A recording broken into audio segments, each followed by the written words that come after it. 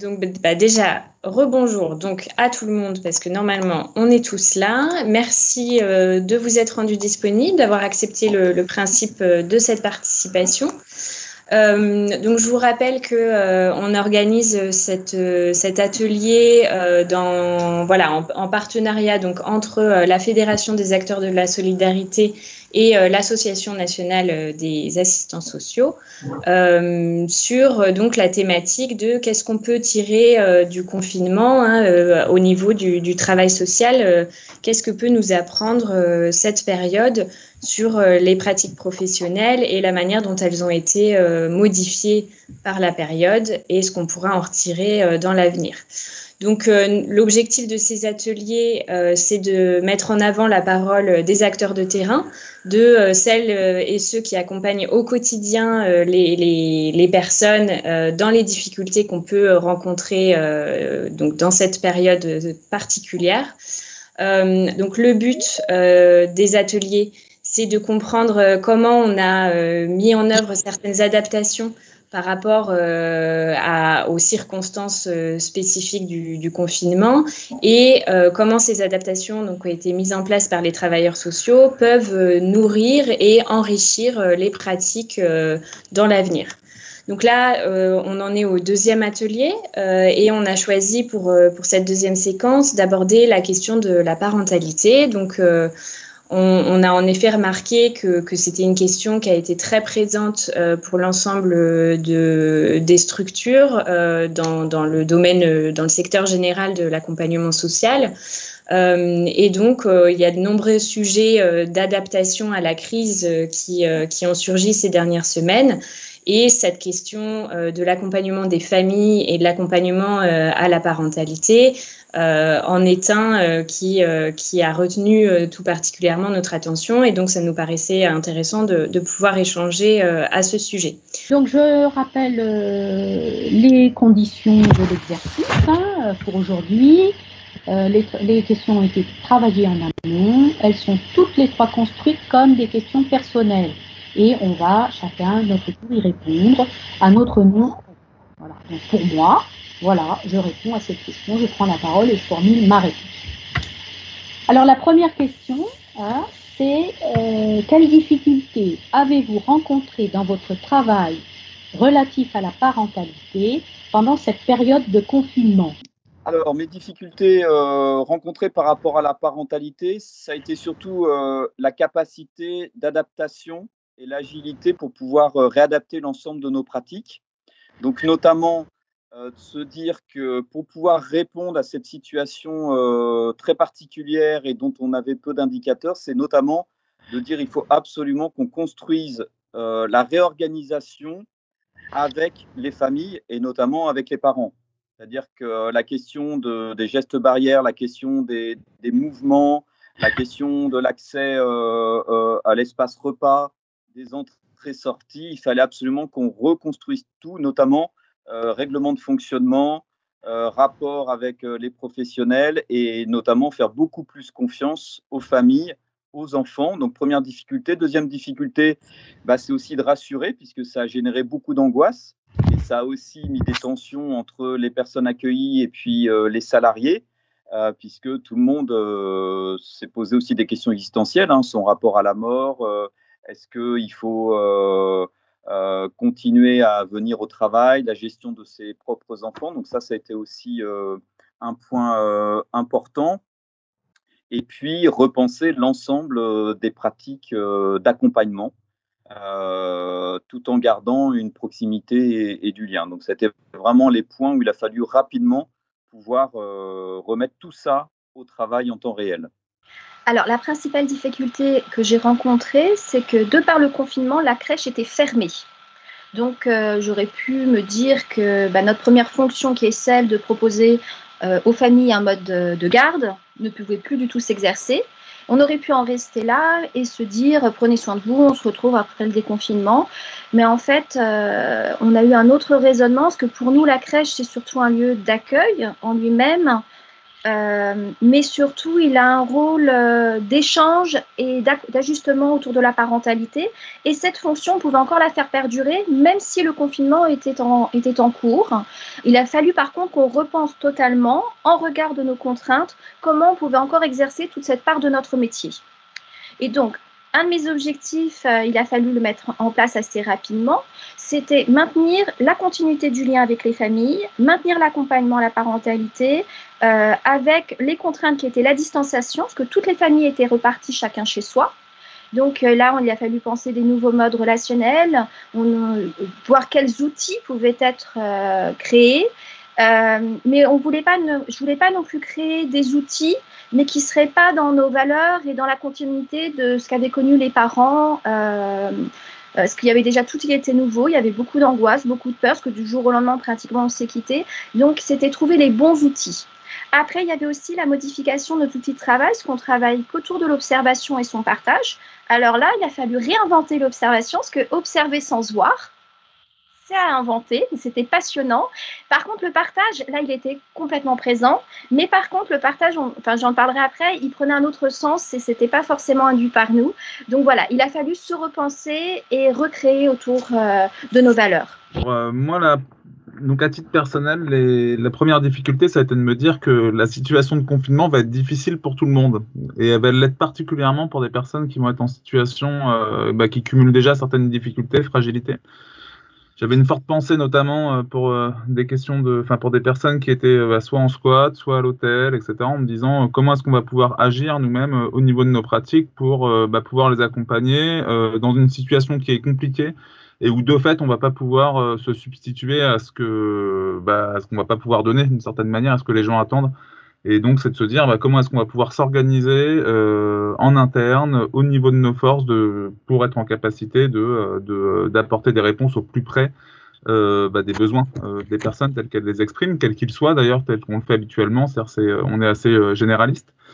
Donc ça a été vraiment la première difficulté en disant finalement, c'est une règle pour tous, parce que le confinement, c'est difficile pour tout le monde, mais ça qui plus est, une fois de plus, c'est toujours les plus démunis, à mon sens, qui payent une fois de plus une addition un peu plus salée. Et puis, la seconde difficulté, ça a été de me dire comment est-ce qu'on va agir également dans une situation de confinement où la question, j'en parlais tout à l'heure, des violences intrafamiliales va être exacerbée de fait par cette question aussi qui émane de la première, c'est-à-dire qu'il y a des difficultés du fait qu'on soit les uns sur les autres et confinés, et donc du coup, il y a de fait des tensions qui peuvent aller jusqu'à forcément des situations de violence.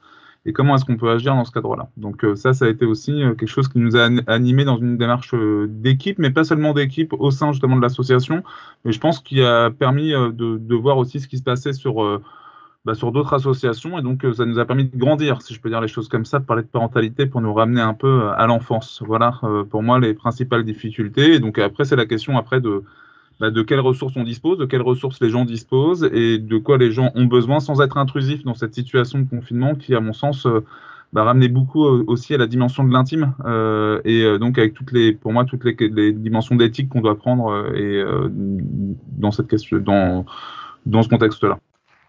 Une des difficultés que j'ai rencontrées, c'est la gestion du temps. Non pas dans mon organisation personnelle, parce que je continuais à prendre mon rythme, mais effectivement, je suis arrivée en confinement avec un surmenage auditif assez important, avec des appels réguliers, des mails, des collègues qui rentrent dans mon bureau, et tout d'un coup, je n'avais plus cette effervescence autour de moi. Et du coup, je me suis rendu compte petit à petit, et certaines familles que j'appelais se sont rendues compte que je leur téléphonais peut-être un petit peu trop, et qu'effectivement, c'est des familles de qui je suis proche, mais que j'aurais jamais appelé 2 fois par semaine ou toutes les semaines, peut-être que toutes les 3 semaines. Donc il a fallu aussi que je mette un peu un curseur par rapport à ça, en adéquation avec les familles. Une des difficultés que j'ai eues aussi, qui m'a été confrontée, c'est le traitement des informations préoccupantes, puisqu'en tant que polyvalente de secteur, je suis toujours sur cette mission.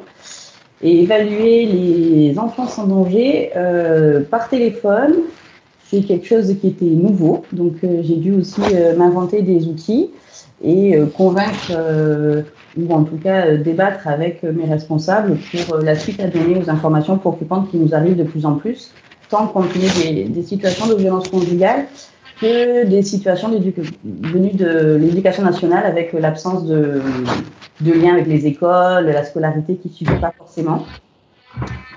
Et puis, je me suis rendu compte que j'avais certaines familles qui sont quand même réfugiées et qui donc ont des traumas de leur vie et qu'effectivement, le confinement pouvait réveiller des traumas. Donc, certains ont vraiment balayé le confinement en se disant qu'ils savaient que rien ne pouvait s'abattre sur leur immeuble, mais d'autres ont vraiment mal vécu le fait de se retrouver chez eux. Et donc, devoir les rassurer alors que je n'ai pas connu et que c'est difficile, voilà, d'être empathique, oui, je sais faire, mais les rassurer à ce moment-là, ça a été compliqué. Et j'ai rencontré aussi ces situations avec d'autres familles qui ont des parcours de vie de violence familiale, qui sont retrouvées à un moment donné séquestrées, quelque chose comme ça, et obligées de les rassurer. Voilà, donc c'est vrai qu'il a fallu que je trouve des outils. Et l'autre difficulté que j'avais, c'est qu'effectivement, ces collègues qui faisaient beaucoup de bruit avant étaient quand même très présentes et ne plus pouvoir aller au bout du couloir pour parler avec la psychologue, avec la CESS, avec ma responsable et prendre un peu de recul, ça a été aussi quelque chose à réinventer pour travailler ensemble et retrouver le partenariat et en équipe et avec le partenariat extérieur. Essentiellement, c'est les difficultés que j'ai eues, ou en tout cas les modes de fonctionnement que j'ai dû réinventer et réajuster pour rassurer les familles, les enfants sans être insistantes et harcelantes. Parce que certaines ont pu me renvoyer que oui, elles sont pauvres, mais elles savent gérer leurs enfants. Et que voilà, et que c'est peut-être aussi d'autres familles que je ne connais pas que ça craint. Voilà. Donc je les ai découverts différemment et j'ai appris pas mal de choses.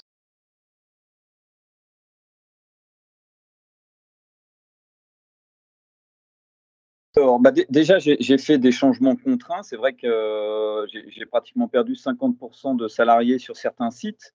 Donc, de fait, il y a eu une polyvalence, c'est-à-dire que aussi bien les travailleurs sociaux, psychologues que tous les salariés sont passés par l'accueil, sont passés par de la distribution alimentaire en chambre. Tout le monde s'est mis au ménage, puisque le risque, c'était qu'il y ait une partie des salariés, plutôt les salariés un peu plus, donc travailleurs sociaux, direction en télétravail, et les autres sur le terrain, en ménage, en accueil, en veilleur de nuit. Donc, on a été vigilant à ce qu'il y ait une polyvalence, ce qui fait que ça a créé un rapport différent, notamment avec l'ensemble des familles. Puisque, par exemple, j'ai les psychologues et puis les travailleurs sociaux ont proposé des activités sportives, des activités ludiques, de l'animation, et ça a permis de créer un lien différent. Ensuite, on a beaucoup travaillé sur les espaces partagés, soit en gérant les flux, en individualisant, soit à un moment en responsabilisant les personnes. C'est-à-dire qu'à un moment, on a dit il y a des clés à disposition sur des cuisines ou on mutualise pour aller faire les courses. Voilà, il y a un certain nombre de pratiques qui ont changé. Dans l'accompagnement, on a aussi beaucoup travaillé sur le lien, c'est-à-dire qu'effectivement, chaque travailleur social a reçu un téléphone portable, un ordinateur pour faire des connexions aussi à distance. On a travaillé aussi avec Emmaüs Connect qui nous a mis à disposition du matériel pour que l'ensemble des familles puissent aussi se connecter. Ça nous paraissait extrêmement important. Et on a mis à disposition des nouveaux outils, alors là, qui sont beaucoup démocratisés. Par exemple, on a mis en place beaucoup de cercles de parole et d'écoute collectifs, alors et pour les professionnels et pour les publics accompagnés et mixtes, avec des thématiques. Donc, nous, on utilise des outils qui sont les cercles de parole et d'écoute. Les WhatsApp aussi, on a beaucoup développé par réseau, voire par étage. Et des outils moins connus, alors comme Framavox pour des prises de décision collectives à distance, puisqu'on a beaucoup retravaillé sur les règlements, sur des situations un peu compliquées, parce que la vraie question a été le confinement et encore le confinement des personnes avec des troubles et cette difficulté de rester confiné avec tous ceux qui ont été hospitalisés, voire même des membres de famille qui ont dû prendre les TGV pour aller dans d'autres régions. Donc tout ça, on l'a remis en place. On a eu beaucoup aussi d'arrivées de bénévoles, puisque la grande question qu'il y a eu en interne à l'association, c'était à un moment le retard des enfants en termes de scolarité. Donc, on a beaucoup travaillé là-dessus, et avec des outils numériques, et avec les directeurs d'école, sur la base du volontariat, puisque c'est simplement la question de faire des photocopies, de pouvoir avoir ce matériel, et puis sur aussi la gestion du confinement, puisqu'on a des chambres avec des familles de jusqu'à 10 personnes. Donc ça, c'était important de travailler là-dessus. Et puis ensuite, toutes les pratiques de convivialité, hein, sur les échanges de recettes, les échanges d'animation, les sudoku partagés et autres. Voilà, en gros, tout ce qu'on a mis en place aujourd'hui. Concrètement, les changements sont mis en place. On a eu vraiment 2 axes, la communication avec les familles en direct et après aussi une communication qui a un peu changé avec nos partenaires. Alors, j'ai parlé déjà des familles. Le mode de communication, je voulais vraiment que ça reste dans nos pratiques. Ça veut dire que ça ne soit pas du tout imposé aux familles. C'est une proposition qui a été faite. Et ensuite, petit à petit, j'ai construit autour de leurs demandes. Et donc, ça a été individualisé. Pour chaque famille, il y a eu une proposition individualisée. Et c'était quelque chose qu'elle connaissait, c'est déjà l'accompagnement qu'on fait à la crèche. Et donc, je voulais pas être intrusive, parce que ne serait-ce que voir la vidéo de la maison, c'est quand même pas rien. C'est une rentrée chez les gens. Et donc, petit à petit, au début, c'était par SMS. Après, il y a une vraie réalité. J'ai fait aussi par rapport aux capacités de chacun, parce que le SMS, on a beaucoup de familles qui n'ont pas accès à la lecture. Donc, c'était pas du tout adapté. Donc là, on a repris plutôt le téléphone. Donc, petit à petit, recréant du lien avec elle, le téléphone, pareil, pour pas faire éruption, c'était toujours à peu près aux mêmes horaires. Donc, il y en avait qui préféraient le matin. Et puis, pour choisir ce temps aussi, c'était intéressant, c'est qu'on est reparti de comment restructurer. Parce qu'en crèche, il y a beaucoup de rythme, ce qui aide beaucoup les mamans, ça les rassure, ça rassure aussi les enfants. Et en fait, je me suis aperçue que d'elles-mêmes, elles me racontaient ce qui se passait dans leur journée et là où ça serait le mieux, là où elles pourraient aussi en avoir besoin. Et c'est elles-mêmes qui ont pu aussi formuler aussi les difficultés qu'elles rencontrent. Elles me disent, souvent, quand je prépare le repas, c'est compliqué, mais à la fois, ça vous ennuierait que je vous ai au téléphone pendant que je prépare le repas. Pas du tout, appelez-moi. Et puis donc, elle prépare la popote, et puis en même temps, moi, je vais faire des comptines pour la petite, qui, là, vu que sa maman est moins disponible, et la maman, elle, ça la fait du tiers dans la relation. Donc, elle se sent mieux. Et puis, comme ça, on a pu passer ce cap du repas. Et puis après, elle me dit, le repas, ça va mieux. Par contre, le bain, tu veux pas que je t'appelle pendant le bain? Et puis voilà, on redécale. Et ça a vraiment été du sur-mesure au fil du temps. Et surtout, ne pas être intrusif parce que je pense que dans ces moments-là, on a beaucoup de mamans qui ont du trauma. Et le fait d'être enfermées, elles ont aussi vécu malheureusement la séquestration. Il y avait beaucoup de moments de trauma et souvent avant d'appeler, je envoyais le petit SMS en me disant je peux appeler et j'attendais toujours confirmation. Ou si elle n'avait pas les moyens, parce qu'il y a aussi des moyens économiques qui ne sont pas là, elle envoyait juste faisant sonner une fois, comme ça je savais que je pouvais appeler. Et ça, je pense que d'être toujours à bonne distance, à juste distance dans la relation, ça a permis que le lien perdure et qu'on soit en confiance les uns et les autres. Après, il y a l'outil d'observation qu'on a fait évoluer. Ça, c'est les mamans qui m'ont appris à travailler différemment. En fait, maintenant, je pars, vu que je n'ai pas accès à pouvoir visualiser, je pars des observations qu'elle me parle. Elle me parle des observations. Je travaille à partir de ce qu'elle m'amène. Et ça permet aussi également de voir où est-ce qu'elles posent leur regard sur les compétences de leur enfant, de ce qui se passe aussi pour elles dans la relation mère-enfant, quelle lecture elles en ont. Et j'ai trouvé ça extrêmement riche au niveau connaissance, ce qu'on pouvait avoir. Et puis surtout, ça a permis de fluidifier énormément le soutien à la parentalité. Après, il y avait aussi Alors bien sûr, il y a des moments où ça ne va pas, parce que c'est extrêmement difficile. On en a beaucoup de personnes qui sont accueillies en centre d'hébergement d'urgence, donc dans des tout petits logements, ou qui sont à l'hôtel. Donc là, il y avait aussi la possibilité de pouvoir appeler quand ça ne va pas, de 9h à 19h. Et aussi, on travaille en réseau, parce que la crèche ne peut pas tout résoudre, même si là, on s'est un peu encore plus transposé à la maison. Et c'était aussi là où j'ai changé ma pratique, c'est connaître au fil du temps exactement tout ce qui était possible dans le quartier, tous les numéros possibles, et pour que ça puisse vraiment s'inscrire aussi et avoir la réponse. Si la maman a besoin, pouvoir m'ajuster parfaitement. Et donc, ça m'a demandé ça de me tenir très au courant et d'avoir une connaissance de nos partenaires. Donc ça, c'était plus avec les familles. Avec le CHRS, alors c'est notre partenaire, parce qu'ils font partie de notre association. Et là, j'ai trouvé ça assez intéressant. Ils ont une demande que j'ai répondu avec grand plaisir. C'était de rencontrer chaque famille pour parler, parce que je suis en formation soignante, de parler de ce qu'est le Covid, de l'expliquer. Donc déjà, ça fait tomber les angoisses quand on comprend mieux. Et puis mettre des mots. Et puis, il y avait tout un petit jeu avec les enfants pour la découverte des gestes barrières. Et en fait, fait, c'était assez intéressant. C'était comment déjà mutualiser nos compétences et surtout servir de tiers. Parce que le CHRS, en effet, au bout d'un moment, faut pas faire ci, faut pas faire ça. Il y avait beaucoup d'interdictions et la relation était plus difficile. Et quand il y a un tiers qui rentre dans la relation, toujours, ça permet d'un peu d'oxygène. Et c'était un très joli moment. Les enfants, maintenant, quand on sait au téléphone, on parle de coco au lieu de parler du Covid. Et voilà, ça a permis un vrai échange et de construction et de travailler un peu différemment aussi avec nos partenaires. Alors pour moi, les changements, ça a été une démarche collective. Je vais le nommer ainsi parce que finalement, comme on était tous confrontés collectivement au niveau des différentes professions, ça a été une démarche collective, mais je dirais pluridisciplinaire, comme on aime le dire dans le métier, au sens où finalement tout le monde était plein de bonne volonté. Il y avait cette question de fermeture administrative des crèches qui était également celle qu'on connaissait, hein, tout comme les collègues d'Espérem et d'autres. Et l'idée tout de suite, alors comme nous on a des cofinancements quand même avec l'aide sociale à l'enfance notamment, donc avec le conseil départemental, on a pu mettre en place finalement assez rapidement un dispositif qui nous a permis d'accompagner les familles, qui nous permet encore aujourd'hui et qui nous permettra encore avec le déconfinement d'accompagner les familles. Et c'est un dispositif qu'on a voulu nommer en fait pour pas se dire que comme c'était plus une crèche en tant que telle, mais on poursuivait l'accompagnement. Et ce dispositif, on l'a appelé la plateforme STP. C'est la plateforme de soutien téléphonique parental ou un soutien téléphonique aux parents.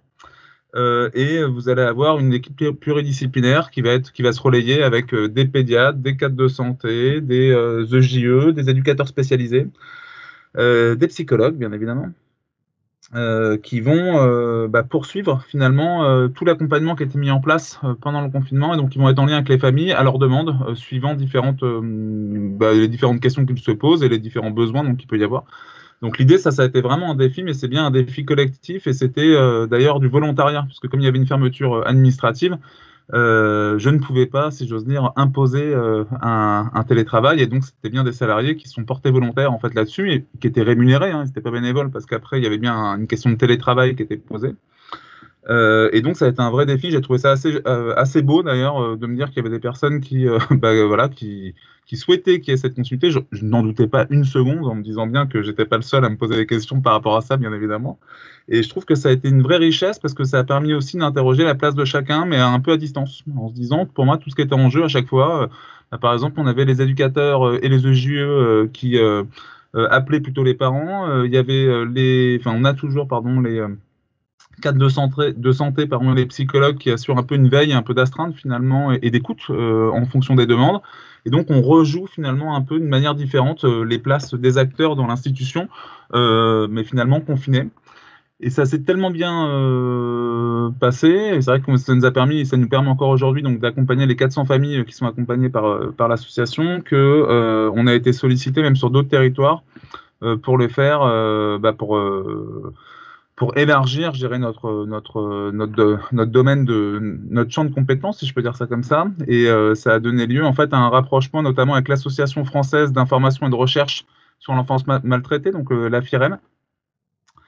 Et la plateforme a été est aujourd'hui nationale. Hein, elle a été reprise dans le communiqué de presse du ministre de la Santé. Et donc on va proposer cet accompagnement, alors qui est tout à fait spécifique, parce que finalement c'est une plateforme d'écoute.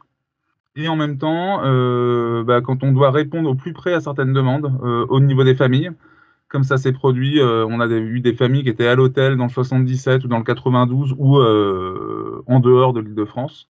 Pour certaines, on leur demandait s'ils voulaient bien lever l'anonymat pour qu'on puisse les rappeler et pour trouver des solutions, notamment pour tout ce qui était aide alimentaire, accès aux soins, etc., avec de vraies difficultés qu'on a pu rencontrer. On a eu beaucoup de familles, par exemple, hébergées à l'hôtel, qui se retrouvaient sans aide alimentaire et donc avec des gamins qui avaient plus de lait dans leur biberon. Moi, ça m'a marqué réellement, ça a marqué les équipes également.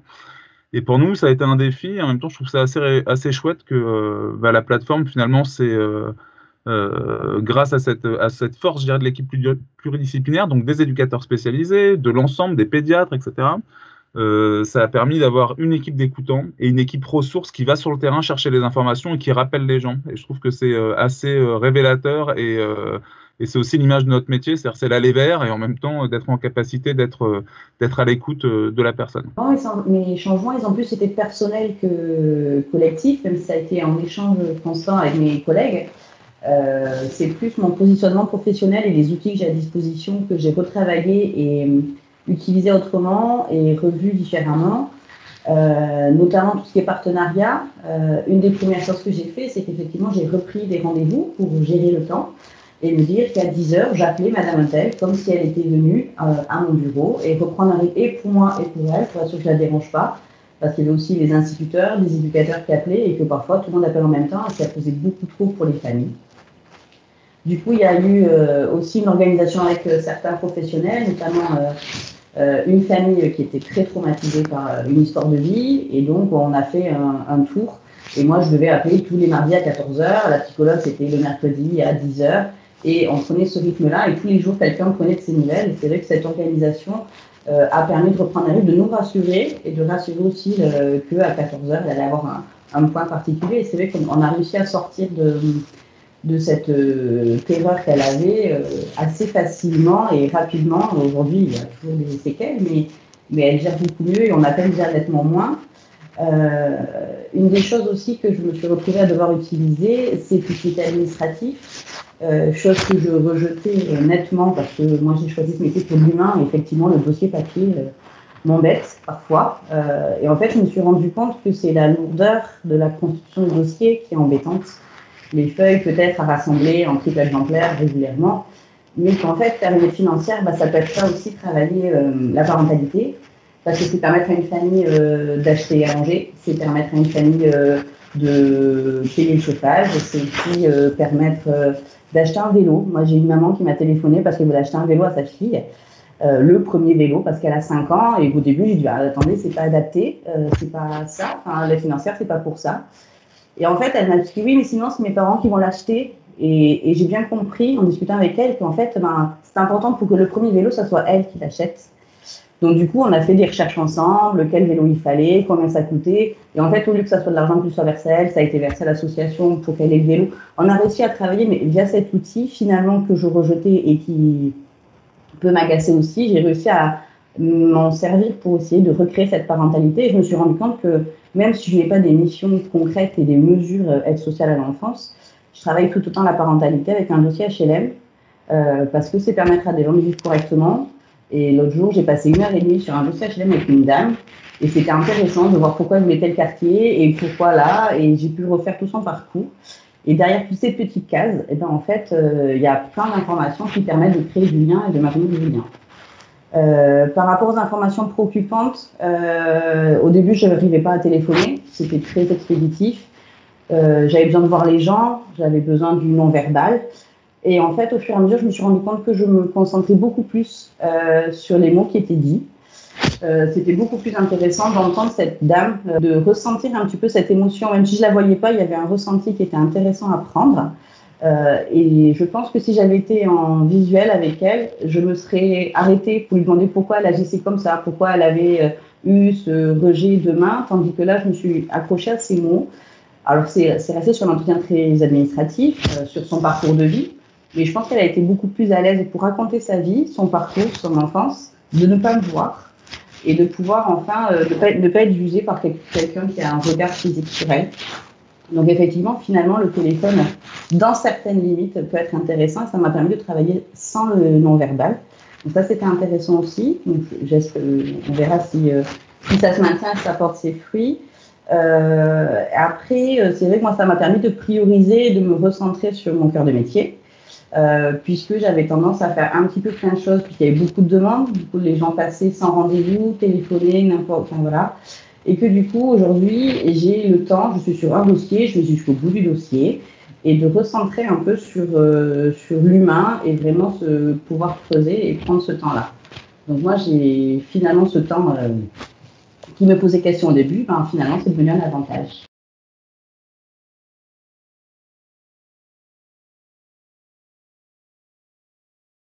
Alors, la presse, c'est une question d'actualité qui traverse tout le monde, puisque là, depuis quelques jours, on a remodifié un peu tout pour réouvrir la semaine prochaine avec les questions de savoir qu'est-ce qu'on veut garder, qu'est-ce qu'on veut changer, les bonnes pratiques et mettre tout ça au travail. Alors, on essaye quand même de se dégager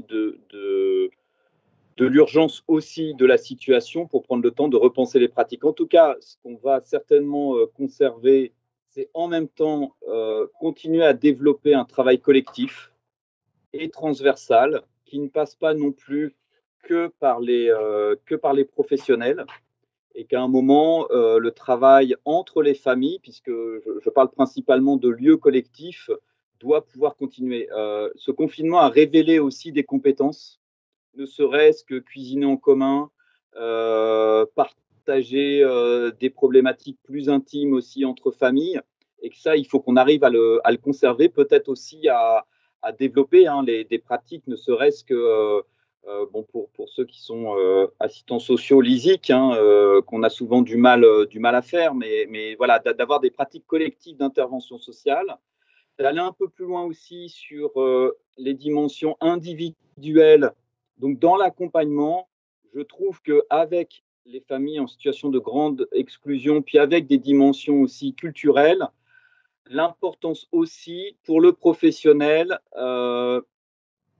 d'intégrer aussi des dimensions personnelles. À un moment, la question de la fragilité qui a émergé et de dire, moi aussi en tant que professionnel, j'ai peur de mourir, j'ai un membre de ma famille malade, c'est rentrer dans la relation. Voilà, et je pense que ça, il faut pouvoir consolider, de dire cet équilibre des rapports qui s'est créé, alors qui n'a pas été que positif, on sait aussi tous les difficultés que ça peut amener, mais à un moment, ça ouvre aussi des pistes de pouvoir accompagner là-dessus et sur une diversité de professionnels. Sur la question aussi, pour moi, de l'auto-organisation, je trouve qu'il y a des familles qui, à un moment, nous ont dit, nous, on veut s'occuper du ménage, on veut s'occuper des enfants et on n'a pas forcément envie de professionnels là-dessus. Donc, pour moi, ça a été aussi important. La question de l'auto-organisation, la question du pouvoir d'agir aussi, de pouvoir retravailler ça et peut-être d'une manière différente avec les professionnels, parce que ça veut dire aussi permettre aux professionnels de lâcher et de ne pas forcément reprendre le pouvoir sur un certain nombre d'actes de la vie quotidienne ou dans l'accompagnement. Ça, c'est important. Et aussi de développer, puisque là, moi, j'ai rencontré aussi la problématique d'accompagnement des familles roms, des familles vivant dans des squats, et de savoir quelles pratiques il faut pour pouvoir accompagner ces publics que je ne connaissais pas, que je ne côtoyais pas, et à travers l'aide alimentaire m'a permis de découvrir avec des situations assez difficiles, donc de pouvoir aussi accompagner là-dessus, et puis peut-être soutenir aussi différemment sur tout ce qui est souffrance psychologique, où on avait tendance à dire ça relève du psychologue ou du CMP. Eh bien, pas forcément. Ça relève peut-être aussi des professionnels qui sont les travailleurs sociaux, qui sont maîtres de maison, agents d'accueil, mais d'une manière un peu différente. En tout cas, écouter cette souffrance et puis pouvoir l'accueillir et ensuite orienter, accompagner. Ce qui restera dans ma pratique, je dirais que tout ce temps passé avec les familles au téléphone et puis différemment, ça m'a permis vraiment de renforcer mes pratiques et aussi d'affirmer mes valeurs. Je me sens, j'ai pu voir que ce qu'on avait mis en place à la crèche, le projet éducatif, prenait vraiment encore plus son sens. Je vais m'expliquer pourquoi. Ce que j'ai pu voir, en fait, au sein de la crèche, l'un de nos premiers objectifs, c'est la création du lien avec la famille. On ne parle pas de séparation, on parle vraiment déjà de se rencontrer, se trouver, se faire confiance. Et quand il y a un lien sécure, on va ensuite parler de la séparation. Donc nous, vraiment, le mode d'accueil, il est là, bien entendu, mais ce n'est pas notre priorité première. Et j'ai pu voir la différence qui est flagrante entre les familles que j'ai accompagnées, avec qui le lien était présent, qui étaient un peu depuis un certain temps dans la crèche, et les familles où on venait tout juste de commencer l'adaptation, ou qu'on venait tout juste d'accueillir en crèche. Et ben, ce n'est pas du tout la même base. Et j'ai pu m'apercevoir que les familles, en fait, et elles le mentionnaient, ce qui leur manquait, ce n'était pas forcément l'accueil en crèche, c'était les temps parentalité qu'on propose. C'est quand la prochaine parenthèse? J'ai essayé de reproduire parenthèse. Alors parenthèse, c'est un temps de partage autour du jeu, le médiateur et le jeu, dans le lieu de vie des enfants avec les parents. Et c'était, mais quand est-ce qu'on recommence? J'ai essayé de le faire à la maison, mais je suis toute seule.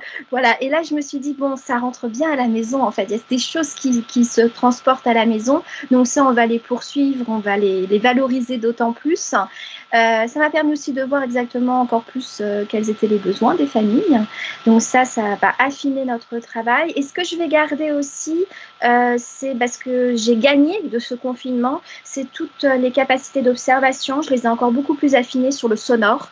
J'ai appris encore plus à observer parce que je n'avais que le sonore, à faire attention aux intonations de voix, à me projeter aussi sur les bruits qu'il y avait autour. Et ça, c'est hyper intéressant et ça va vraiment enrichir l'accompagnement que je fais habituellement.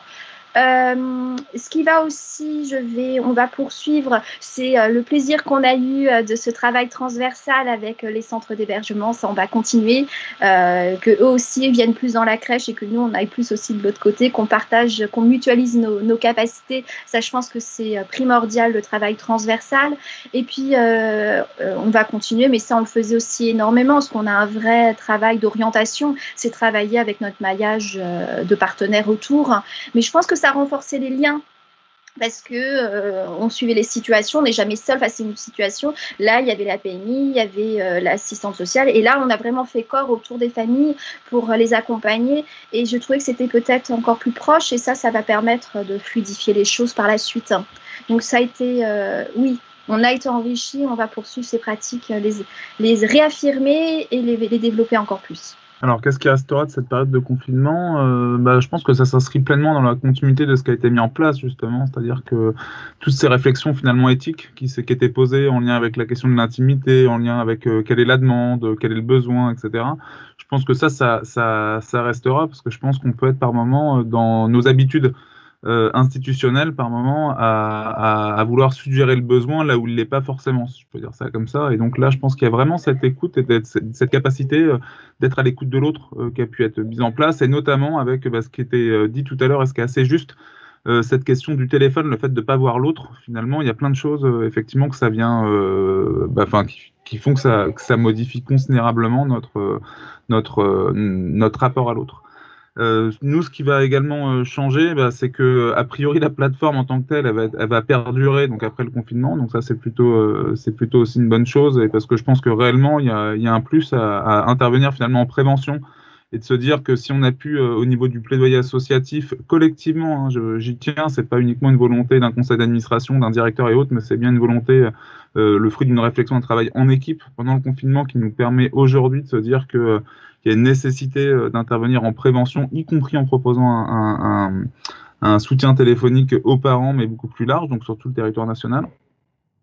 Et donc voilà principalement ce qui pour nous va changer. Puis je pense que je rajouterai un peu, c'est vrai que Emmanuel en parlait tout à l'heure dans son intervention, c'est vrai que le mode de communication, y compris avec les téléphones portables autres, on va dire, que pour appeler, c'est vrai qu'il y a les WhatsApp, etc. Nous, on a eu beaucoup aussi d'échanges pour proposer, par exemple, des tutos, des choses comme ça, par le téléphone. C'est des choses qu'on ne faisait pas forcément avant, et je pense que ça restera également de cette période. C'est des choses qu'on a pu apprendre, là où il y avait certaines réticences jusqu'à présent, où on se disait quand même...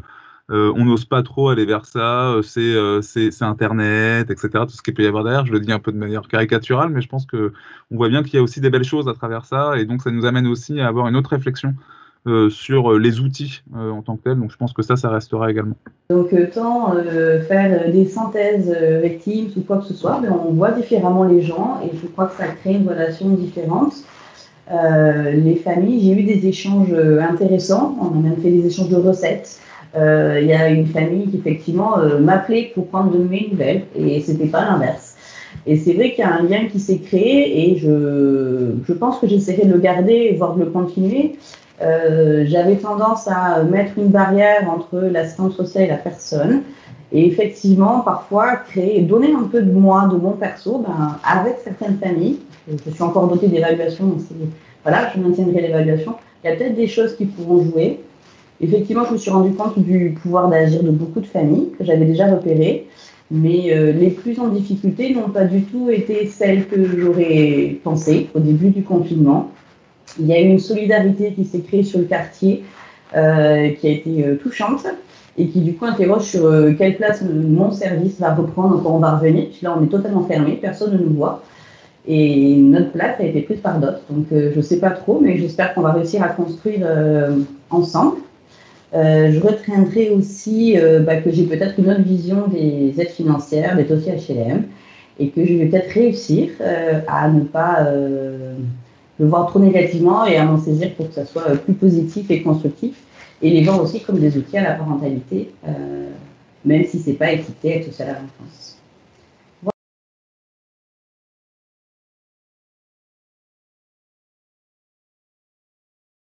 Je me rejoins aussi aux remerciements. Je vous ai vraiment écouté avec beaucoup d'attention. Je trouve qu'il y a beaucoup de choses qui sont ressorties et tout particulièrement cette changement de la relation aussi qui fait qu'on regarde les familles différemment et on leur... Enfin voilà, finalement, on a un nouveau regard sur elles et sur leurs capacités, comme enfin, l'expression pouvoir d'agir a été utilisée plusieurs fois et je trouve ça quand même particulièrement intéressant avec aussi, moi ce que je retiens c'est tout de même l'adaptabilité et l'inventivité aussi qui ont été mises en place. Donc voilà, j'ai trouvé ça vraiment très très intéressant et je vous remercie beaucoup pour cet échange.